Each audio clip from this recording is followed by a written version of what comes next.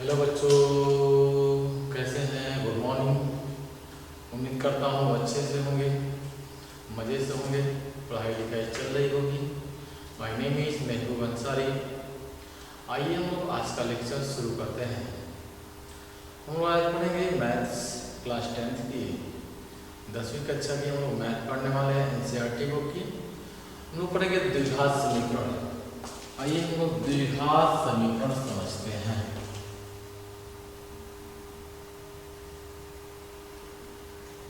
द्विघात समीकरण, quadratic equation. Equations क्या होता है? आप एनसीईआरटी की सबसे बड़ी भूमिका आप पढ़ेंगे तो आपको मिलेगा कि यदि कोई हमारे पास आयत है, ठीक है, उसका क्षेत्रफल अगर दिया हुआ है तो लंबाई और चौड़ाई में क्या संबंध है उसे बताया गया है। सपोज कीजिए हमें जो इसमें पढ़ना है, सपोज कीजिए कि हमारे पास कोई ये आयताकार कोई भूखंड भाग है, हमारे पास कोई जमीन है जो आयताकार भूखंड का है, ये कोई भूभाग है जो आयताकार है,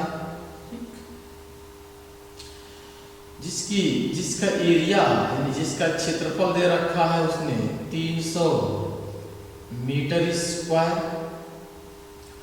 और इसकी लंबाई इसकी चौड़ाई के 2 गुने से एक अधिक है।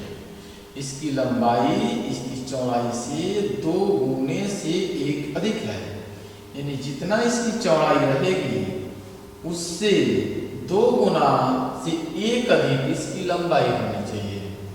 अगर मान लिया जाए इसकी चौड़ाई x है, अगर चौड़ाई x मीटर है तो इसकी लंबाई कितनी हो जाएगी? 2x + 1 metre. इसकी लंबाई हो जाएगी 2x + 1 मीटर। हमने कहा मान लिया जाए कि चौड़ाई कितनी x मीटर हो जाए, चौड़ाई कितनी हो जाए x मीटर, तो लंबाई कितनी हो जाएगी 2x + 1।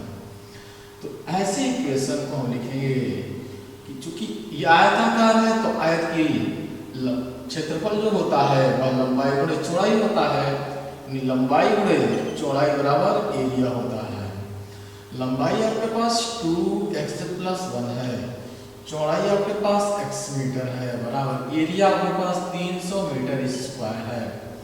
तो x से मल्टीप्लाई होगा अंदर, इससे x से मल्टीप्लाई होगा तो हो जाएगा 2x² + x बराबर में 300।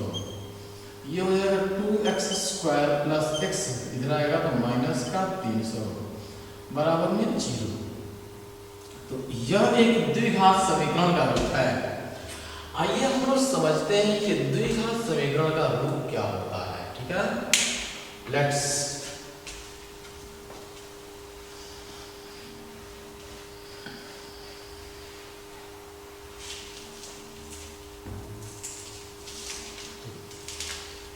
चर x में द्विघात समीकरण, चर x में द्विघात समीकरण ax² + bx + c बराबर 0 के रूप की है, जहां a b c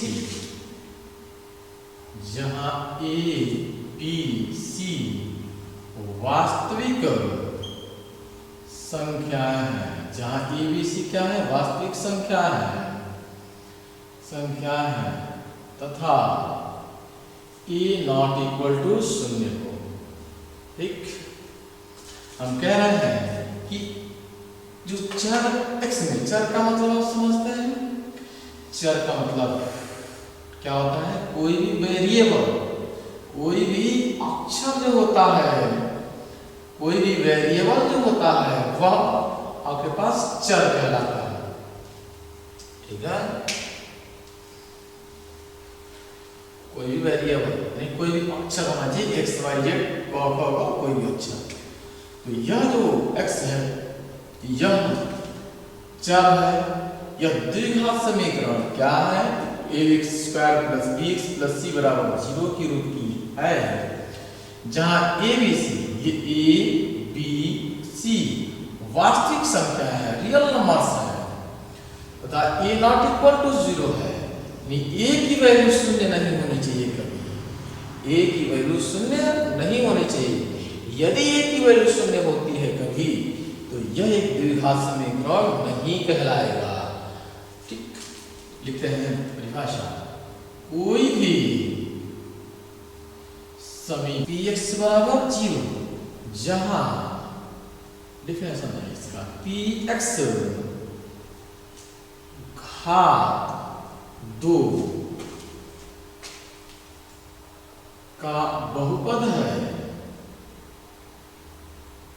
px घात 2 का बहुपद है, द्विघात समीकरण कहलाता है, द्विघात समीकरण कहलाएगा। इसकी परिभाषा लिखा हमने कि कोई भी समीकरण px बराबर 0 अगर है, जहां px घात 2 का बहुपद है, px कैसा है तो px की घात 2 होनी चाहिए।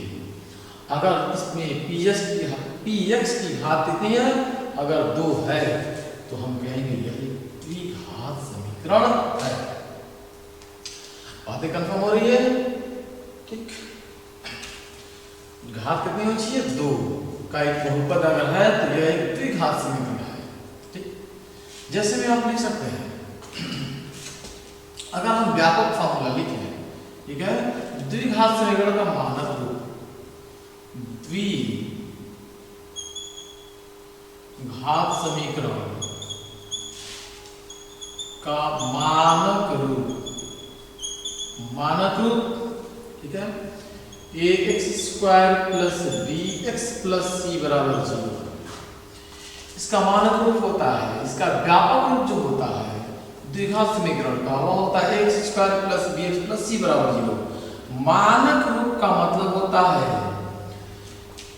कि घातों को घटते हुए क्रम में व्यवस्थित किया गया है, इसके घातों को घटते हुए क्रम में व्यवस्थित किया गया है।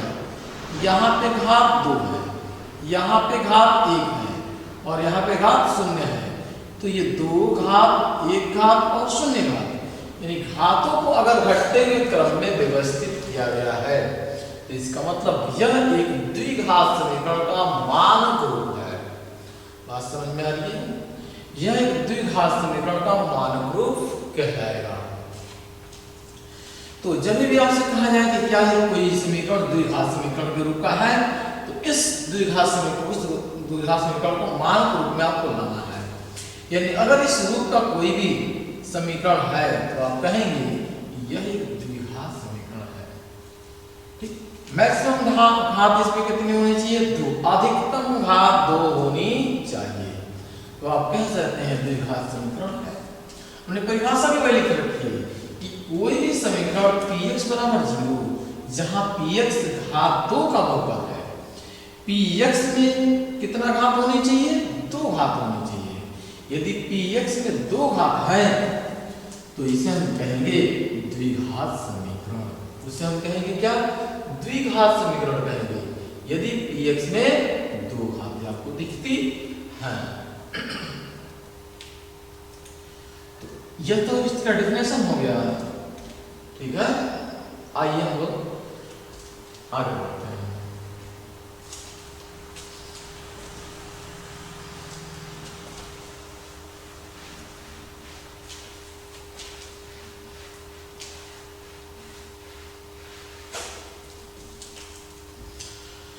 एक्सरसाइज लेते हैं।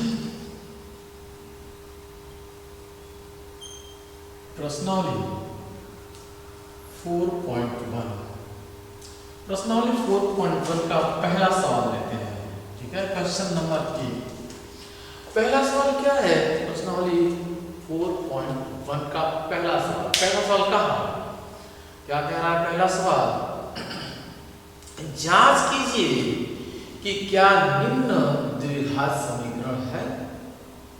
अगर है तो आप उसे बताइए कि यह द्विघात समीकरण है, यानी उसे इस मानक रूप में आप लेकर आइए, यानी ax square plus bx plus c बराबर 0 इस फॉर्म में अगर वह इस फॉर्म में समीकरण आ रहा है तो आप कहेंगे कि यह एक द्विघात समीकरण है। अगर इस फॉर्म में समीकरण नहीं आ रही है तो आप कहेंगे कि यह एक द्विघात समीकरण नहीं है। उसकी मैक्सिमम घातें 2 होनी चाहिए। 2 घात अगर है तो द्विघात समीकरण है, अगर 2 घात नहीं है तो द्विघात समीकरण नहीं है। और इसका यह मानक रूप है, व्यापक रूप है, इसका मानक रूप है। आइए हम कुछ सवाल लेते हैं। पहले सवाल का जो पहला पार्ट है वह है x प्लस 1 का होल स्क्वायर बराबर 2 ब्रैकेट में x माइनस 3। पहला पार्ट है x प्लस 1 का होल स्क्वायर बराबर 2x माइनस 3। ठीक है, यह हमारे पास पहला पार्ट है।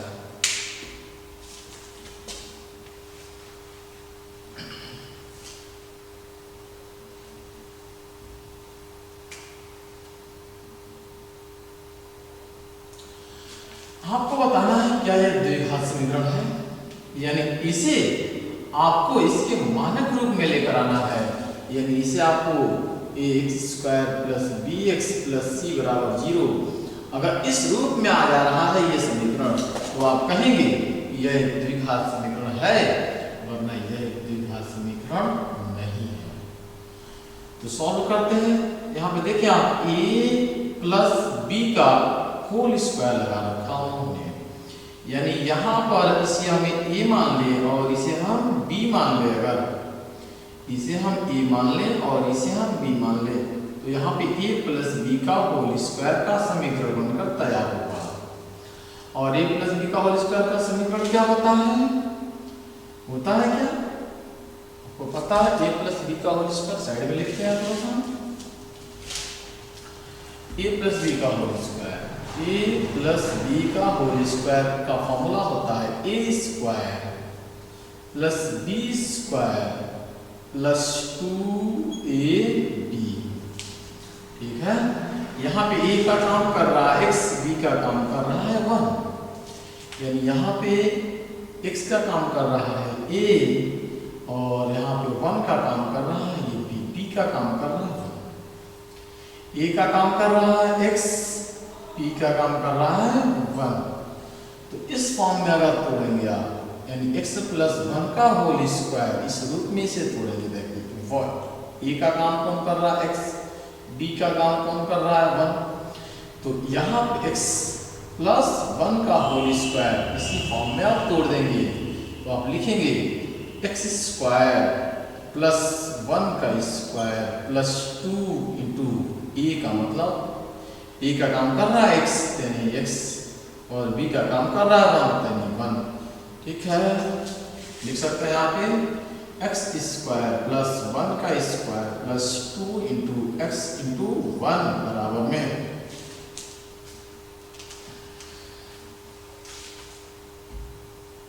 2 का अंतर गुणा करेंगे 2 में x से होगा 2x माइनस 2 से 3 होगा 2 3 या 6। यह हो जाएगा x स्क्वायर प्लस 1 का स्क्वायर करेंगे 1 इंटू 1 का स्क्वायर मतलब 1 इंटू 1 बराबर 1 ही आएगा। तो ये तो बनाएगा प्लस 2 और x और 1 में गुणा करेंगे 2x 2 1 जा 2 और x यानी 2x बराबर में इधर भी 2x माइनस 6। समझ में आ रही है? आप देखें बराबर है, बराबर के दोनों साइड इधर भी 2x है इधर भी 2x है, यहाँ पर कैंसिल आउट हो जाएंगे तो बचेगा कितना x square plus 1 equal to minus का 6। तो x स्क्वायर 6 इधर आएगा तो प्लस 1 प्लस 6 बराबर में 0। तो ये हो जाएगा x स्क्वायर प्लस 7 बराबर में 0।